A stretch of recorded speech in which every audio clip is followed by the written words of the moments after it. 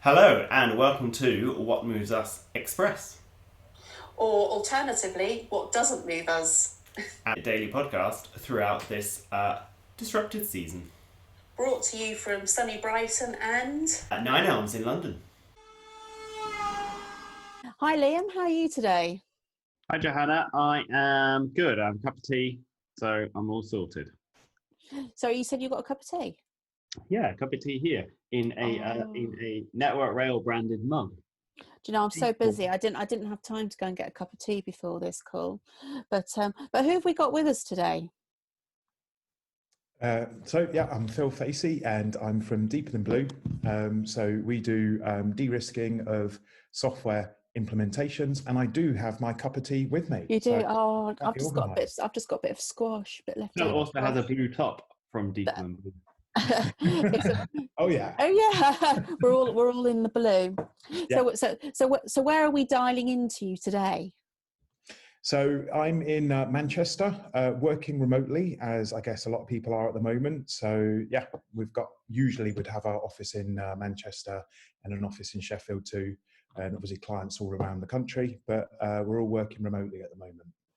But given that your garden was all over social media last week, Oh, I know. you obviously not in central Manchester. No, just South Manchester in Chorlton. But yeah, you're right. So I've got a veranda just out the back. So I've set that up as a little bit of an office as well, because it's always good to be like in a bit of fresh air if you can, particularly if the weather's good and kind of around nature and stuff. It's actually, I feel that it just makes me a little bit more creative than being in perhaps a standard sort of office space so it's good to do if you can, basically. So are you being more creative at the moment then? Yeah, we are. Yeah, I think it sort of got to be at the moment with everything that's going on, kind of look at what's happened, look at what's happening, and look what good can be bought from it, and what the good stuff you can take, and then try and build from it, basically, and the lessons learned and stuff like that. Well, you remember a minute ago when we said we forgot to send you the questions? They were the questions. So just tell us all those things. Oh, right. Where'd you been? What you doing? What you going to do? Cool. That sounds good. So with us, basically, because we work in IT and we've got customers across many different industries. So some in finance, retail, these kind of things. We're actually quite set up to do remote working. So by and large, it hasn't really affected how we've been working with customers. So we've set up to all work remotely from home. If people would still like that office vibe, if you like, we've got a Zoom call that you can open that everybody's on. So you can still have that bit of social interaction with everybody there and bounce ideas off them and that kind of thing. So we've kind of set up that remote like office atmosphere as well as working from home, basically. So, and because we've got a test lab, and one of the services that we would usually offer anyway is doing software testing offsite in our test bay. We're already set up for remote connections, remote working, and we use a lot of different IT systems. So from a perspective of maintaining things with our customers, the service hasn't been interrupted at all there, really. So, and in terms of the different challenges and stuff, it's very interesting because there are some industries where it depends which side of the fence you're on, but almost both sides are quite a difficult side to be on. So if you're in retail or something like that, if you're a supermarket or if you're an essential service, they're seeing like unprecedented demand. So their websites are struggling. So they've had to implement things such as queues just to be able to access the website, and queues to be able to get to products and services, and priority ordering for vulnerable people and for essential workers and these sorts of things. So everybody's had to do all these things. And if you're on the other side, then, the businesses can be struggling, as, we're seeing in the rail industry and those kind of things at the moment, because there's a complete drop of demand for these services as things are going at the moment. So no matter what side of the fence you're on, it's a big shift and a change for a lot of people. And it's actually come in, because it's come in so quickly, a lot of stuff's just had to be implemented, which might be fine for the short term, but longer term, if we're going to carry on using some of these things, as and when things go back to normal. It needs to be done in a bit more of a structured way, would be my view.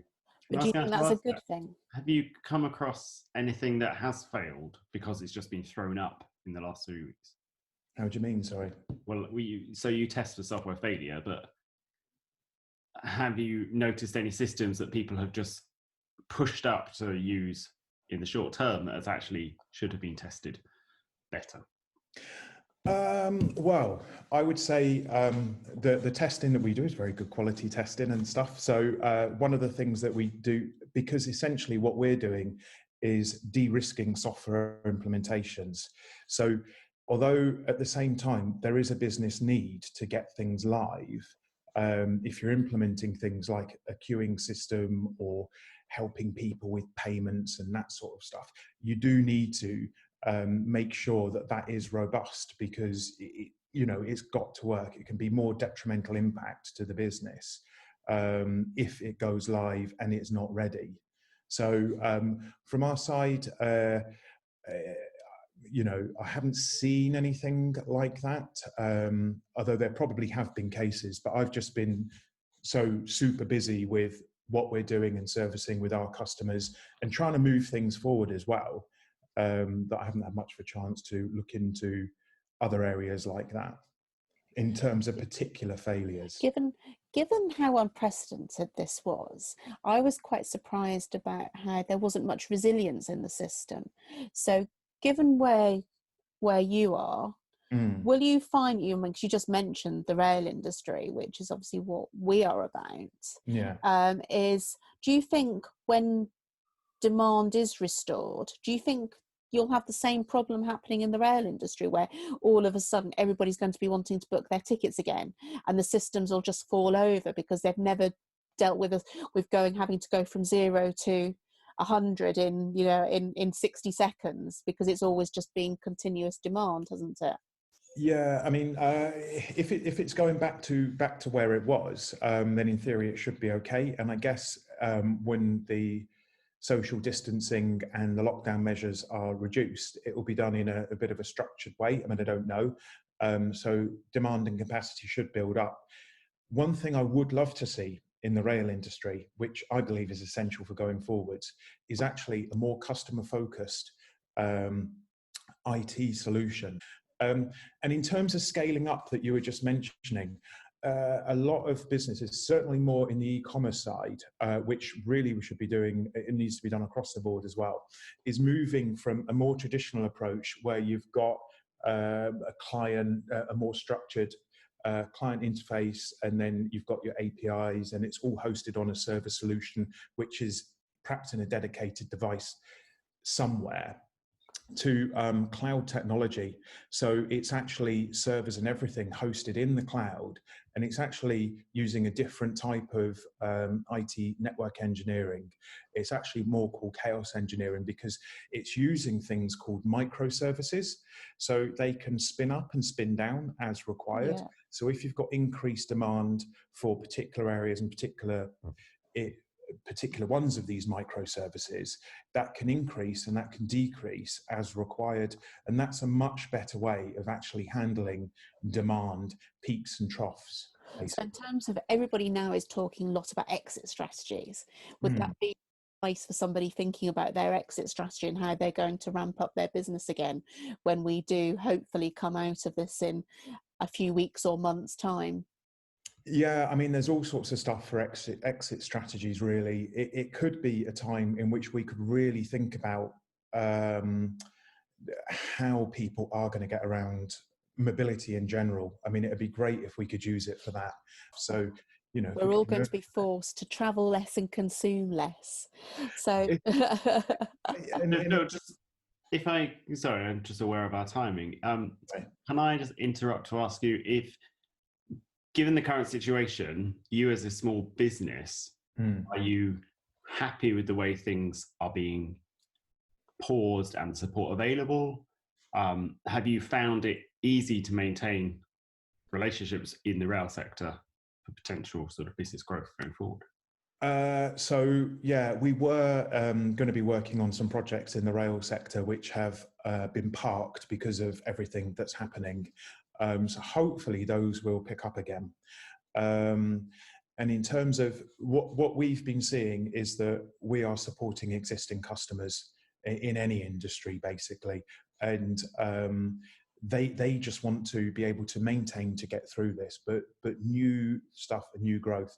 I've sent a lot of emails to people in Network Rail and different rail franchises, just basically saying, look, we know things are difficult at the moment. We know everybody's trying their best to get through this, and people are looking for ways to get through.